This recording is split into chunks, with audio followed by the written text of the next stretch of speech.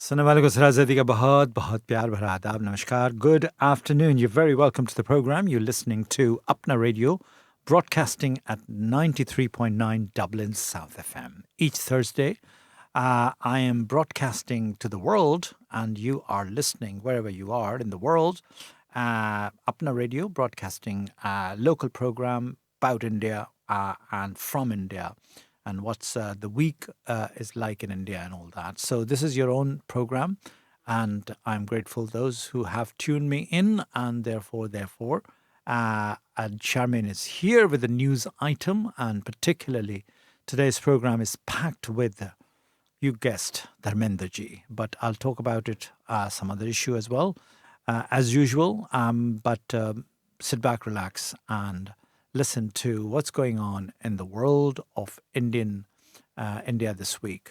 Radio 93.9 Dublin South FM. On India this week, UK's Indo-Pacific Minister Seema Malhotra has defended her government's immigration proposals during a visit to India, while expressing concern about a rise in foreign students seeking asylum at the end of their studies. Under the new plans, some migrants could have to wait up to 20 years before they can settle permanently in the UK, and the qualifying period for indefinite leave to remain will be extended from 5 to 10 years. The proposals will apply to an estimated 2.6 million people who arrived in the country since 2021. They have drawn criticism from some quarters, including a few Labour MPs, even though the Conservatives gave the measures a cautious welcome. The reforms are in line with what countries around the world do to stop the abuse of their immigration systems, Malhotra told the BBC in the southern Indian state of Chennai. India remains one of the UK's biggest sources of international students, but demand is cooling. The number of Indian students heading to the UK has fallen 11% from last year as tougher immigration rules kick in. This has triggered concern among UK universities, which rely on foreign students and are already under financial strain. According to the Migration Observatory at the University of Oxford, India was the top country of origin for foreign students in the UK in 2023 to 24, making up 25% of arrivals. China followed at 23%, while Nigeria made up 8%. Malhotra said while Britain still very much welcomes Indian students, her government was working with universities to ensure they are genuine foreign students. During a visit to India in October, Sir Keir Starmer said the UK would not relax visa rules for Indian nationals, despite Delhi's long-standing push for easier mobility in return for trade concessions. Malhotra rejected the idea that Britain wants deeper trade while shutting the door to Indian professionals, citing the nearly 500,000 visas granted to Indian nationals last year across work, study and visitor categories. The detention of Pema Wangjom Thondok, an Indian citizen living in the UK, at Shanghai airport has fuelled a diplomatic row between Delhi and Beijing.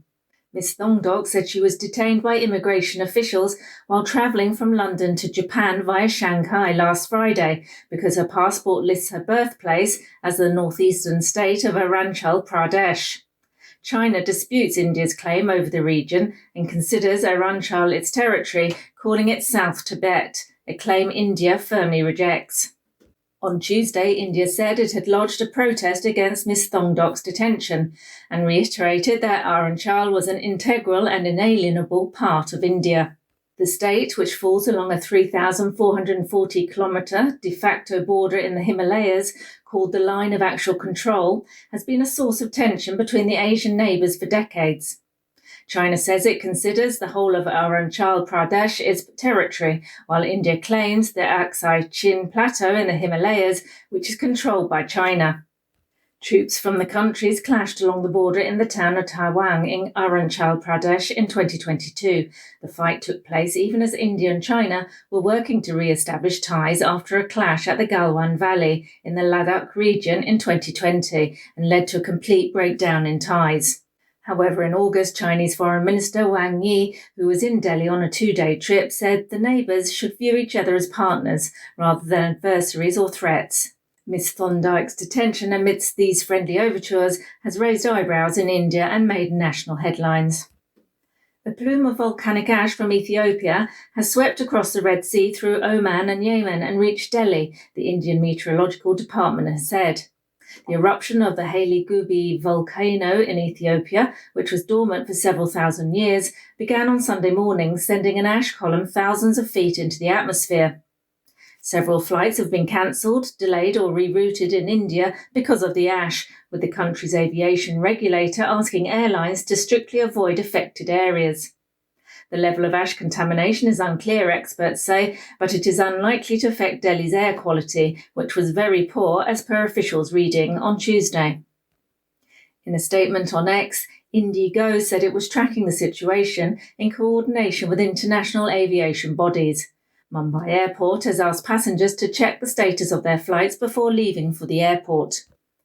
India is examining a request from Bangladesh for the extradition of the country's former Prime Minister, Sheikh Hasina, the Indian Foreign Ministry spokesperson said this week. The request, first made in December and reiterated this month after Hasina was sentenced to death for her role in the killing of student protesters last year, was being examined in India as part of ongoing internal, judicial and legal processes, he said. Hasina fled to India in August 2024 at the height of the protests. The Indian city of Ahmedabad was formally named as the host city for the 2030 Centenary Commonwealth Games, following approval from the Commonwealth Sport membership at the 2025 General Assembly in Glasgow on Wednesday. Ahmedabad, also known as Ahmedabad, in the western state of Gujarat, had been recommended in October, following an evaluation process of candidate cities, with both Ahmedabad and Abuja, Nigeria, submitting bids. The 2030 Games will commemorate 100 years since the inaugural event in Hamilton, Canada. The North American country was expected to be in the running but did not bid. India hosted the Commonwealth Games for the first time in Delhi in 2010. And finally, Bollywood star Dharmendra has died in the Indian city of Mumbai at the age of 89. Indian Prime Minister Narendra Modi paid tribute to the actor, saying his passing marks the end of an era in Indian cinema. Dharmendra, who often described himself as a simple man, commanded extraordinary affection and loyalty from his tens of millions of fans. Best known as Veeru, the lovable petty criminal in the 1975 blockbuster Sholay, he appeared in over 300 films, many hits, captivating audiences for decades. Songs featuring him topped the charts, and his romance and marriage with Hema Malini made headlines. Dubbed the original He-Man of Bollywood and Garam Dharam, the actor often made it to global lists of most handsome men in his heyday, and female fans were known to sleep with his photographs under their pillows. Dharmendra always said he was embarrassed by talk of his good looks and attributed it to nature, my parents and my genes. And that's all on India this week. You have been listening to Apna Radio 93.9 Dublin South FM. Thank you so much indeed, Charmaine, for a great news item that you have actually. It's not Hema Malini, it's Hema Malini, by the way. But no offense whatsoever. Hema Malini is obviously one of the iconic superstar was at that time, and Dharmendra fell, despite the fact that he was married and had two boys in the industry, film industry and all that.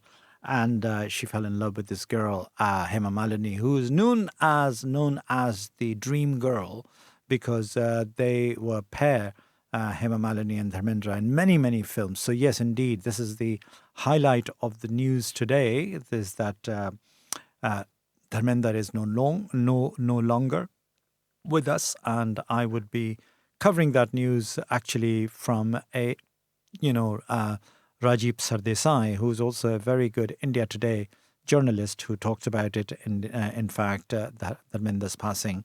The country is mourning. Indeed, country is mourning. He was a he-man, good-looking man, Punjabi Jat, and but the kind of films from action movies to love movies and all that. So I'll stay today with Dharmendra, extensive coverage of his passing. He was a beloved. He was a beloved of my late father-in-law, in fact. He loved Dharmendra. And I want to watch Dharmendra's action movies, in fact. Raging Bull, the remaking of Raging Bull in India, was the actual when he played the fight. He was a fighter in the Raging Bull type of film. There was a remake, in fact, in Bollywood. Many other films, Sholay being at the top. Everybody's talking about Sholay, Viru and Jai. And my film favorite of Dharmendra's are all black and white films when he started his career. But Dharmendra is no longer. But he had a terrific life. He had a very good age, an inning 89. You don't expect anything like that these days. But, he had a very, very good, comfortable lifestyle. A superstar stardom. He was a very simple man from Punjab, not a terribly educated man, but his good looks, his acting skills were not top notch as compared to other actors. But he was, as I said, a popular evergreen is the kind of name that I grew up with watching him in several films. And so I'll play some songs. But there is a special report I have prepared. So sit back, relax, and see what they have to say about him. Joining me now is a very special guest. I'm joined by Sharmila Tagore, who starred with Dharmendra in one of those, in several iconic films, particularly in the 60s and also in the 70s. Appreciate your joining us, Sharmila Tagore. The 60s we turn to first with films like Satyakam, Anupama, films that you did with him that are still remembered. But your first film with him was Devar. What was your first impression when you met Dharmendra? That he was very handsome. He was so good looking and charming.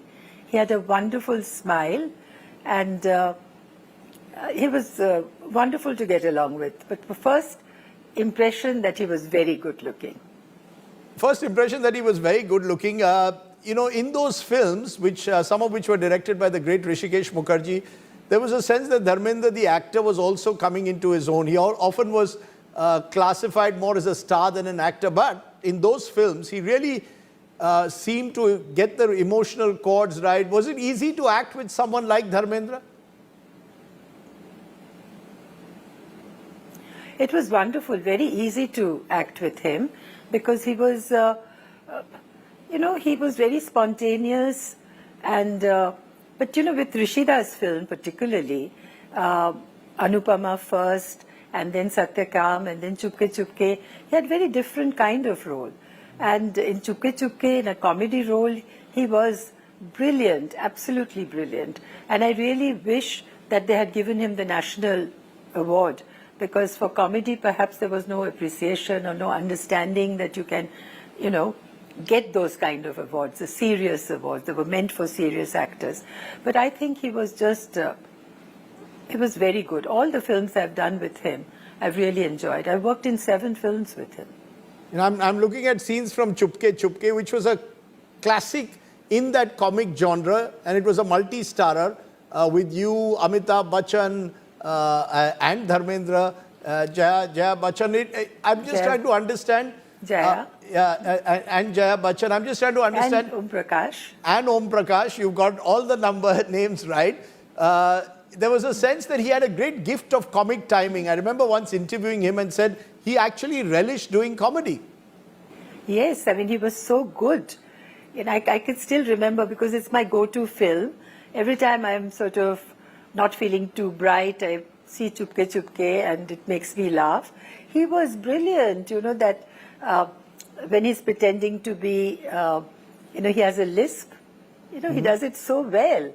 I mean, it was absolutely wonderful. It was such a fun, light film. Tell us what it was like shooting for the film. Anupama, he was very good. What was it like shooting for the film with Dharmendra, Amitabh Bachchan, Jaya Bachchan? You all must have had a whale of a time. Absolutely. It was just having, a lot of fun. Just enjoying ourselves, really. It didn't feel like shooting at all, And we were allowed to improvise, and Rishida was wonderful, He was such a wonderful director, easy director, calming director. He would play chess in between when the lighting was going on. He would play chess and share a lot of jokes with us. So everybody felt very relaxed. And Dharam in Satyakam was brilliant. That was a serious film. Yeah, I'm just trying to understand, everyone we've spoken to has spoken about his simplicity, that here comes someone from rural Punjab, makes it big in Bollywood. Was that something true of that entire generation? That they didn't have the starry airs, particularly the 60s. I guess by the 70s, the superstars had arrived, but the 60s, was it a generation of more self-effacing actors who enjoyed their stardom, but didn't really have to, it was not in your face? No, I think Raj Kapoor was not self-effacing. Sure. There were a lot of other actors who were not self-effacing. It was just depended on one's personality, Yusuf Saab was different, but also made his impact, He knew what to say, how to say. Dharam was a very simple person, very good-natured. He was relaxed. He was himself all the time, He didn't put on any star-like or put on any other personality, He was completely relaxed and smiled and just like any normal person. Because he didn't try to change, He remembered his past. Because many saw him as this action hero, but when the films that you did with him, there was a softer side, almost a vulnerability to his smile. He could actually woo women, not just because he was so good looking, but there was a vulnerability almost to that action hero that was there in the 60s, before, of course, he became the macho he-man in the 70s. Like he was very disarming. Like his smile was so disarming with that little twinkle in his eyes, and which revealed his soul, which was very clean and very non-judgmental, He wasn't either judging others or himself. He was what he was. So that came through, because camera is a very discerning instrument, So I think it caught his, on my birthday, my 75th birthday, a friend of mine had made a film and had asked Amitabh and others, Gulzar Saab, to, say a few things about me. And Dharam was one of them. And he said such wonderful things. And it all straight from the heart, And he was like that. He was very much himself. There was no pretense or trying to be like somebody else or, this star-like mannerisms. His smile came straight from the heart. And he stayed like that right through, even when he became a big star. He remained the actor that you had, or the yes, star you had first met in films like Anupama and Satyakam, and before that they were? Yes, absolutely, absolutely. He was, I worked with him in Sunny also, much later. Yes. And he was a very, very established star by then. And of course he did it for his son, because that was Sunny's, I think, early films. Yes. With Raj Khosla. And he was exactly the same, welcoming, and I just loved his smile. Right now, I'm only thinking about his smile, kind of self-deprecating, it came straight from the heart, really. I just loved his smile. But, I want you and to give... we shared a birthday, you know that, no? Both of you are born December 1. You're born December 1. I can reveal your age, 1944. And if I'm not mistaken, he was born December 1. He would have been 90. So he was born 1935. No. That's right. 10 years apart. Yes. We are 10 years apart, but not December 1. 8th December. Sorry, 8th December. December. The 8th. December the 8th. Yes. Yeah. So both of you... December. So did you all ever have a birthday party? I just wonder whether Sharmila Tagore and Dharmendra would have ever had a birthday party together. No, unfortunately not. No, but every time, I also, getting on, but I don't know how long I'll be around. But for the rest of my life, most certainly I'll think of him. I think we'll cut a cake for him also. Y'all didn't do a birthday party together, but you must have exchanged wishes. And interestingly, he adjusted to the new generation. He even went on Instagram. So it's a bit like you, who've also adjusted to the new age, and he also found his way. Yes, he was doing that, wasn't he? Yes. I'm just trying to get I'm still not tech savvy. You're still not tech savvy, but he did his film in 1960, the first one, around the same time that you did your first film, despite that 10-year gap. And 65 years later, you're still with us doing something or the other, and he was still doing cinema. I mean, this longevity is quite remarkable, isn't it? When you look at him, 65 years of continuously doing films. Remarkable. And what is it, that special quality that now makes this someone? film is going to release. What makes longevity, you think? I think he was a very fit man. He had taken a lot of exercise once upon a time, and had continued to so. He was a robust individual, and he had seen. I mean, once upon a time, he had worked pretty hard. So that always helps one's physical health. And of course, I think he did pretty much what he wanted to do, and he did it very graciously. He hasn't hurt anybody. He didn't have a guilty conscience, and I think he's helped so many people. So he had a lot of duas, He had a lot of goodwill with him. So I think all that helped his longevity and his... As we end, ma'am, your favorite Dharmendra film or moment? I mean, he did from Sholay to Satyakam, a variety of films. Do you have a favorite Dharmendra film that you will maybe watch tonight, or a song that you will recall when you think of him? I'll most certainly watch 𝐀𝐩𝐧𝐚 𝐑𝐚𝐝, because that was so different and it makes you laugh, and he was so funny. So most certainly, I can't say a favorite film because he's done so many. You can't just have one favorite film. He's done many films, but 𝐀𝐩𝐧𝐚 𝐑𝐚𝐝 is most certainly a film that I will watch every now and then, just to make me, just to laugh and smile and feel happy. I want to tell you, there's a song. Remember him the way he was. There's a song from Anupama that is coming to me. I'm just looking. Ya Dil Ki Suno Duniya Wale. You remember that song? Duniya Wale, yes. Yes, and he stands and he's with folded arms and he sings it with such serenity. And what beautiful. I mean, I've seen those films recently. Right. And he was so good. The film was good. This is it. When you're good in a film, every actor shines. And he's been very fortunate to have, he's worked with very good directors. And at a time, he's had a huge run, He's, right. From then to now, he was a presence. So everything has added up to his longevity. And his memory, of course, will live on, and his films will live on, I have no doubt. Sharmila Tagore, for speaking from your heart about someone who, as you said, was one of the most handsome men you'd met. And remember, you were married to the one and only Nawaba Patodi, who also, in that generation, had wowed several hearts. I keep looking at some of the old images of your husband, Yes. late husband as well, and brings back lots of memories. But for you on this day to share some of those memories on Dharmendra, thank you so much for joining me.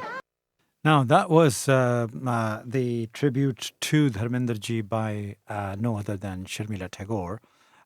Amazing actress, and the kind of roles they did together and all that. Now, Dharmendra is, as I said, everything, and everybody knew him so well because of his longevity, as the presenter said, of his career and all that. But sadly, he's no longer around us, like many other actors who passed away. Asrani ji has passed away. Quite a few people have gone, but recently, and Dharmendra is joining that list of people. People keep saying that era is gone, but look at the other side, look at the bright side of always. I always say that. It is the cycle of life. People do come and go in this world, and 89 years of age is a wonderful age and a wonderful life. Last few years of his life, in the last days, I mean, he's recently done last year, in fact, a film called Rocky and Rani Ki Prem Kahani with Shabana Azmi ji.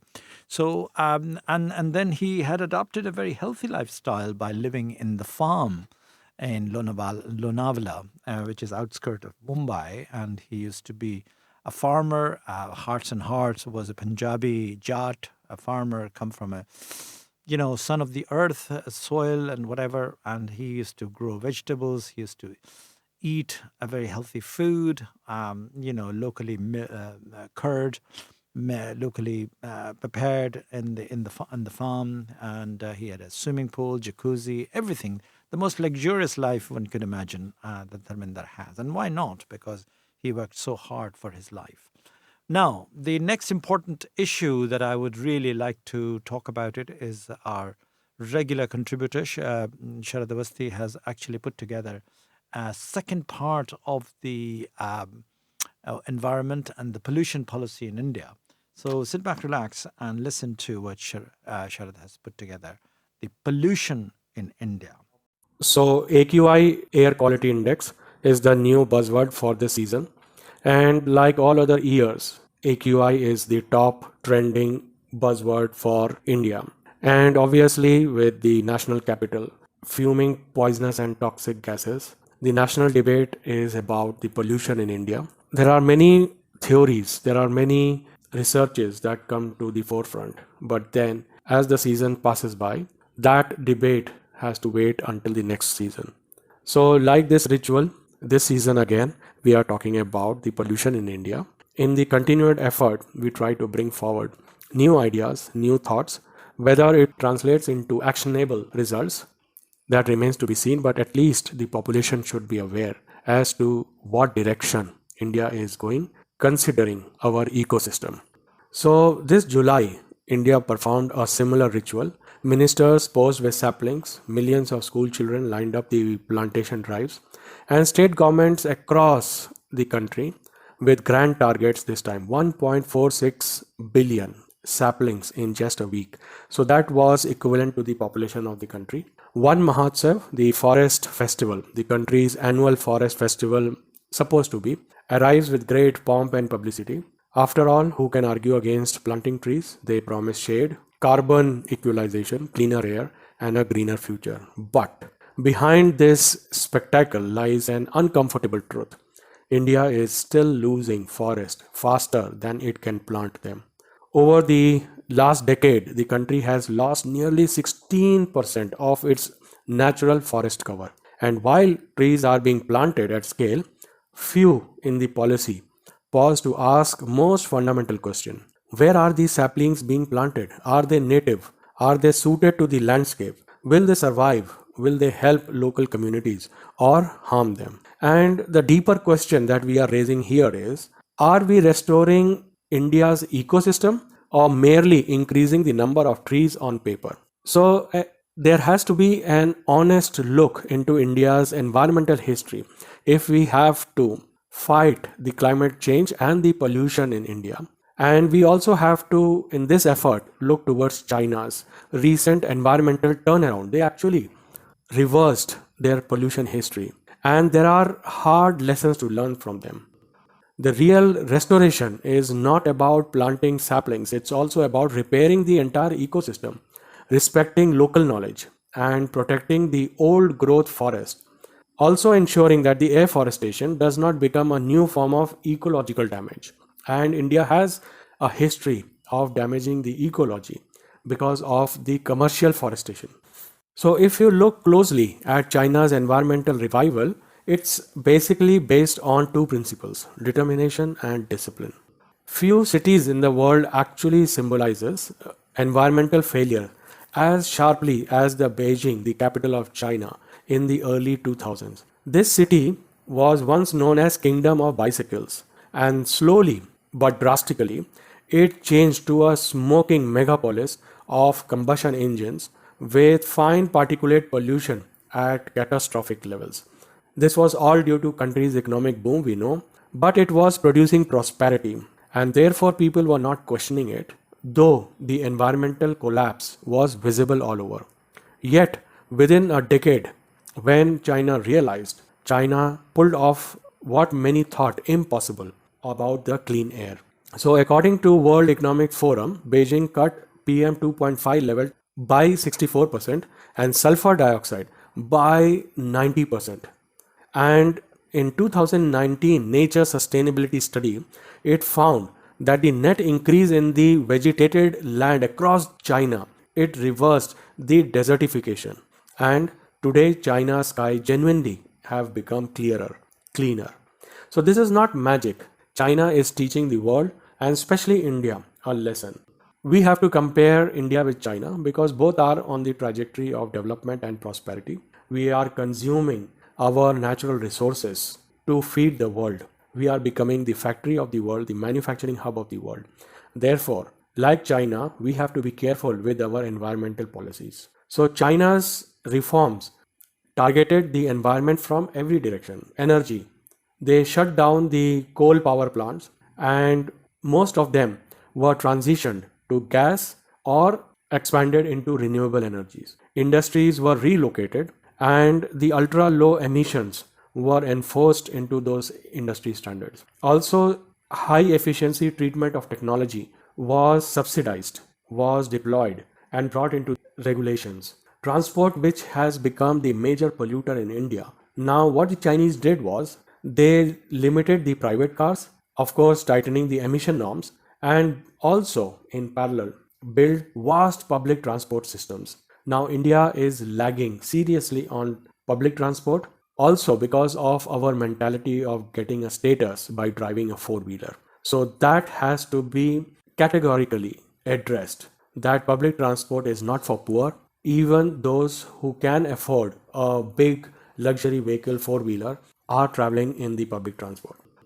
The Chinese, over the period of time, have eliminated the coal stove and resorted to clean cooking gas, which India also has embarked upon, but then lots of grounds needs to be covered, especially in the rural areas.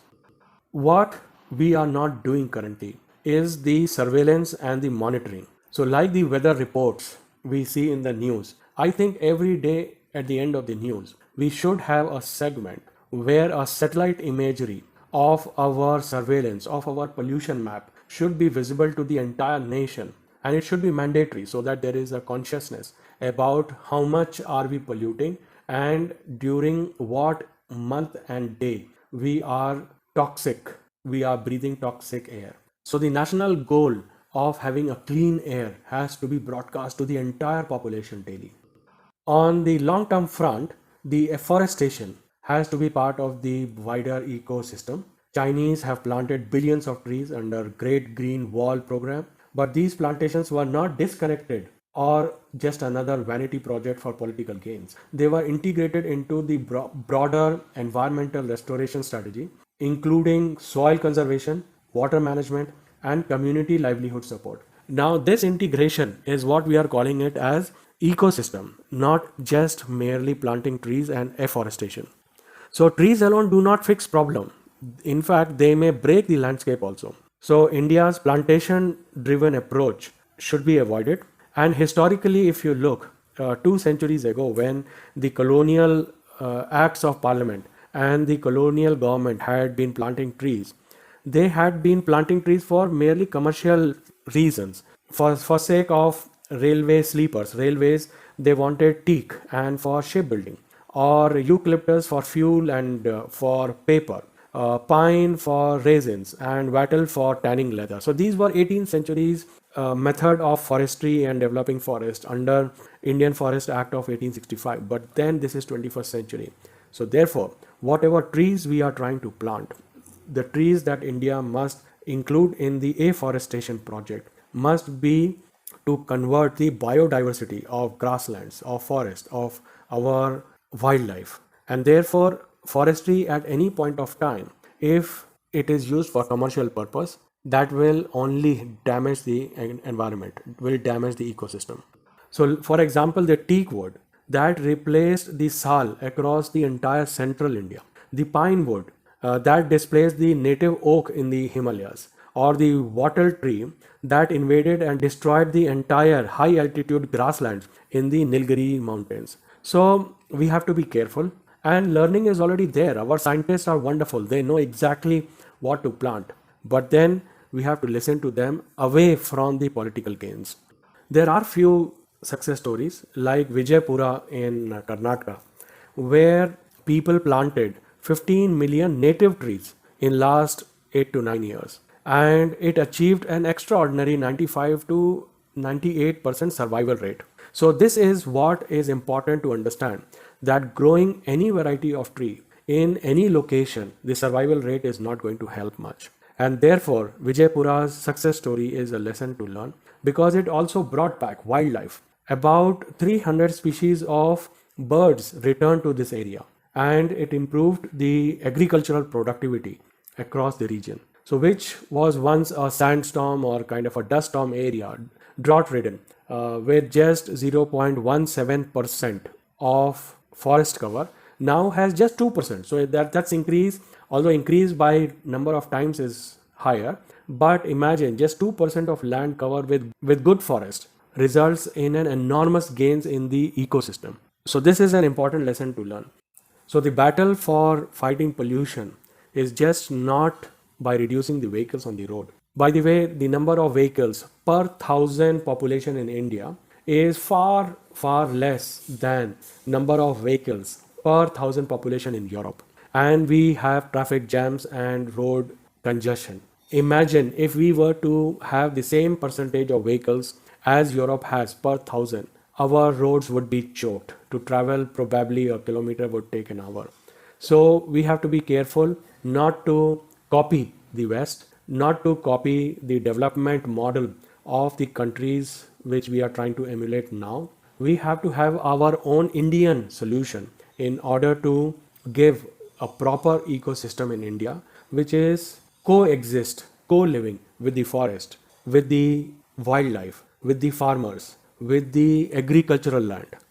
And in that way, we have to empower the local communities in order to create forest, in order to create an ecosystem of vehicles, automobiles, of housing, affordable housing, tall high-rise buildings, metropolis, all have to coexist. Therefore, giving contracts to multinational is not the answer. We have to empower the local gram panchayats, local gram sabhas, the farmers, in order to ask them as to how to survive this climate change, how to survive these pollutions. So the metrics have to change, the measurements have to change, and we have to talk about the acreage covered by biodiversity, by the health of the soil, by the biodiversity, by how much water retention is there in the local area and how it is supporting the livelihood. So it is an integrated process, and by that we are going to not only solve the local pollution issues of the haze, of the poor sunlight that the country is getting, but by improving the lives of humans, of the population of India, of the wildlife in India. So we have to plant forests, not just trees. We have to involve communities, not the contractors. We have to involve the agricultural communities, not the economic communities. We have to look for people, not for profit. So we covered lots of grounds, lots of issues as far as the pollution is concerned. And there are many concerns, but then there are also success stories. With those, I close this week's discussion. Stay safe, stay informed, and dutifully ask questions. Bye for now. Dublin South FM. You wouldn't buy a car without knowing its history. So why would you buy a story without knowing who's telling it? Come here and I tell you. It's not always easy to verify what you see, read, or hear. But now there's help. Visit www.bemediasmart.ie. Stop, think, check. Be Media Smart. Brought to you by Media Literacy Ireland, supported by RTE. 93.9 Dublin South FM. Indeed, this is 93.9 Dublin South FM, broadcasting from the Dundon Town Centre. And today's program is devoted to Dharmendra Sahab, Dharmendra Ji, Dharmendra evergreen hit songs and a biography that he passed away at the age of 89 in India, and the nation is in mourning. And particularly everybody who loved Dharmendra, including myself, Sholay, a wonderful film, Dharamveer, many films, Chupke, as Sharmila ji was talking about it. Anyway, I'm going to take a track from Dharmendra film, And hopefully you will like it. And I'll stay with the Dharmendra songs today.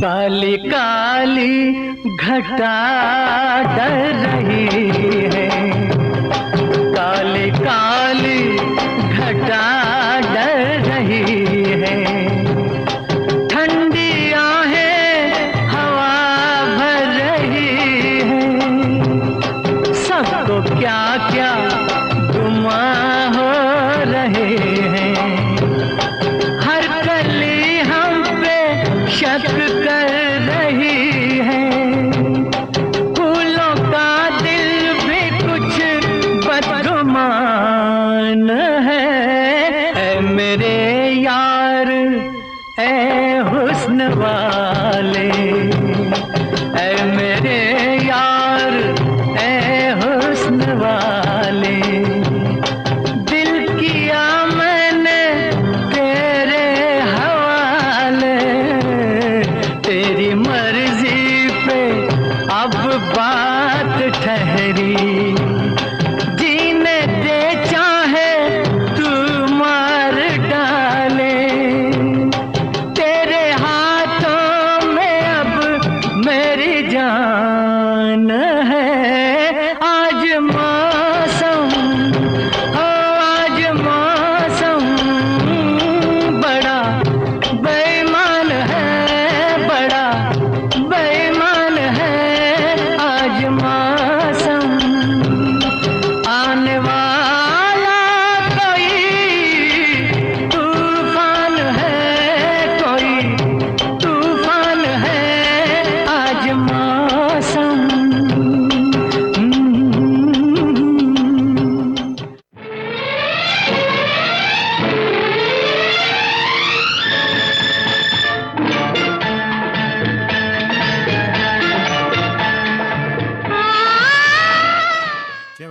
I'll stay with the songs of Dharmendra ji today, of all Dharmendra's films and everything.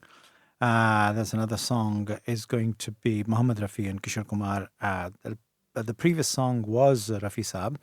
When Rafi Saab actually recorded that song, a very famous song which I played many, many times in this program, Aaj Mausam Bada Beiman Hai. Rafi Saab has sung that song in the studio and told the filmmaker, and particularly Dharmendra Sahab himself, he said to Dharmendra ji that I've done my best to record this song.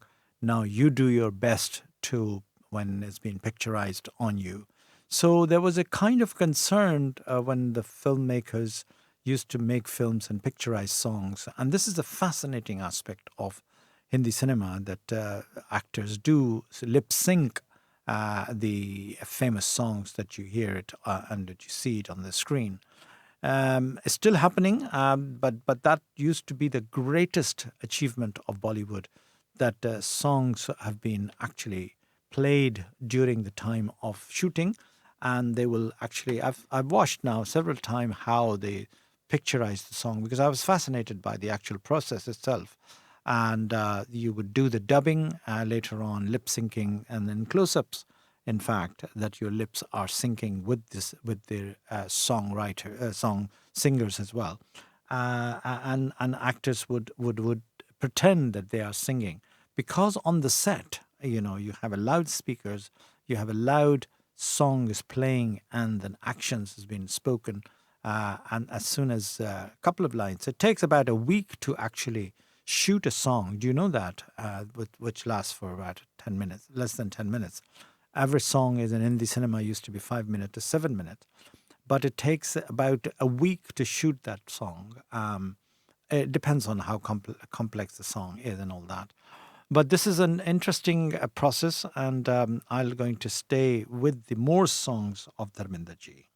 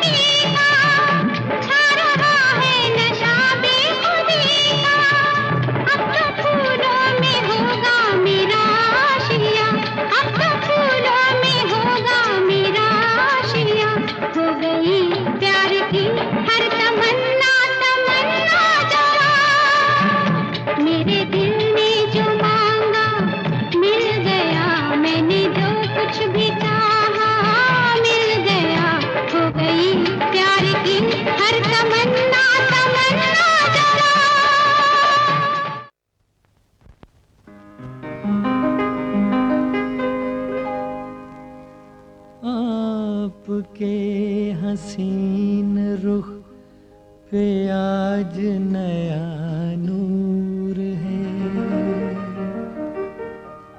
मेरा दिल मचल गया तो मेरा क्या कसूर है। आपके हसीन रुख पे आज नया नूर है, मेरा दिल मचल गया तो मेरा क्या कसूर है। आपकी निगाह ने कहा तो कुछ जरूर है, मेरा दिल मचल गया तो मेरा क्या कसूर है।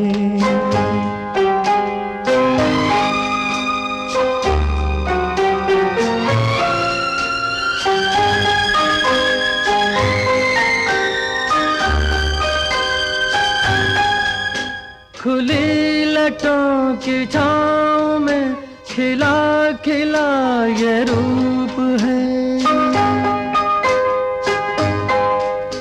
खुली लटों की छाँव में खिला खिला ये रूप है।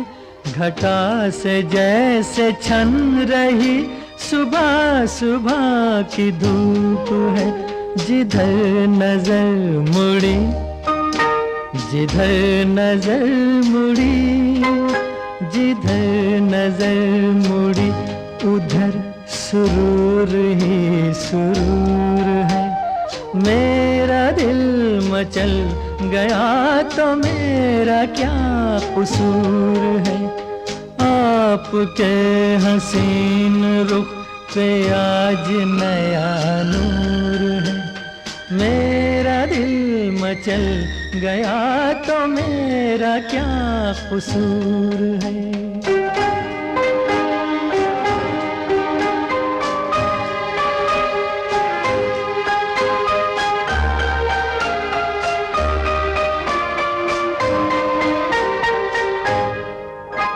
झुकी झुकी निगाह में भी है बला की शोखियाँ, झुकी झुकी निगाह में भी है बला की शोखियाँ, दबी दबी हंसी में भी तड़प रही हैं बिजलियाँ। शबाब आपका, शबाब आपका, शबाब आपका नशे में खुद ही चूर चूर है। मेरा दिल मचल गया तो मेरा क्या कसूर है। आपकी निगाह ने कहा तो कुछ जरूर है। मेरा दिल मचल गया तो मेरा क्या कसूर है।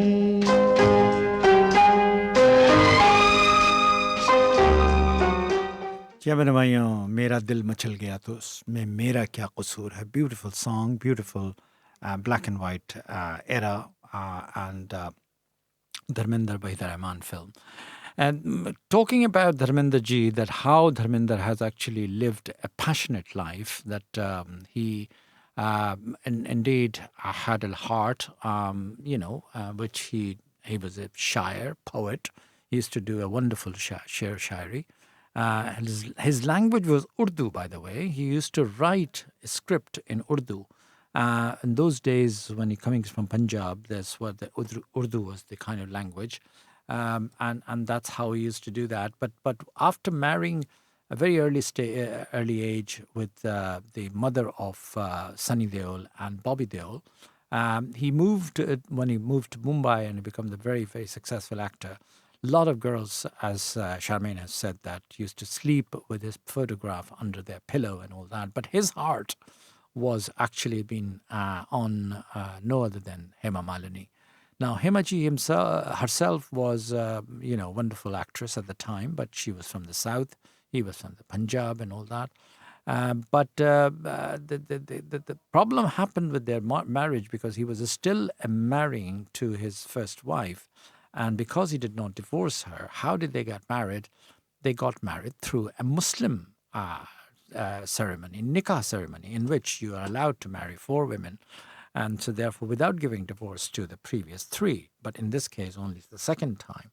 And this is how Hema Malini and Dharmendra had become the husband and wife because of the kind of relationship they had and all that. So it's a fascinating story of this wonderful, wonderful man who lived, as I said, a passionate lifestyle. He did a great life with whatever he wanted. And indeed, out of that thing came 2 beautiful girls, Isha Deol and the, Ahana Deol. I met both Isha Deol, Ahana Deol, and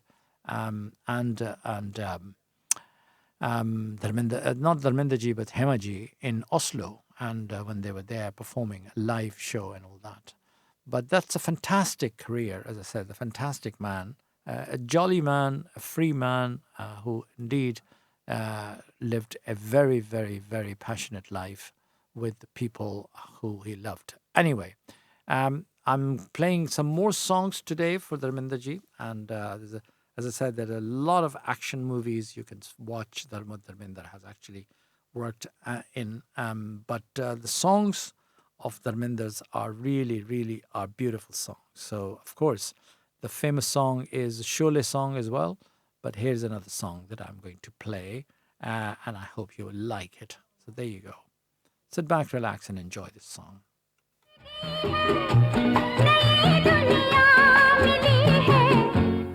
मेरे गले लग जा ओ जाने जाना, आ मेरे गले लग जा ओ जाने जाना।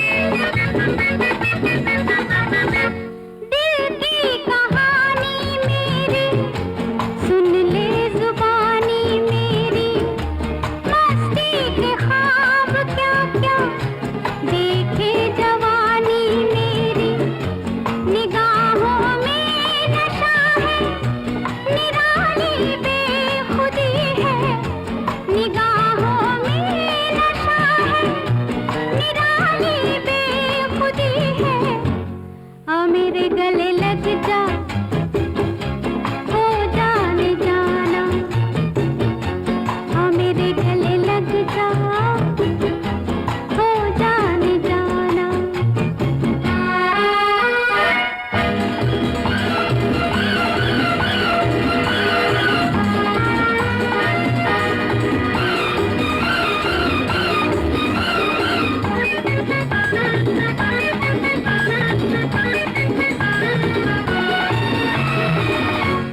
मेरे जो दिल ने मांगा मैंने वो सब कुछ पाया तूने मोहब्बत दे दी दौलत मुकद्दर लाया तू मेरे साथ है तो मुझे फिर क्या कमी है तू मेरे साथ है तो मुझे फिर क्या कमी है हाँ मेरे गले लग जा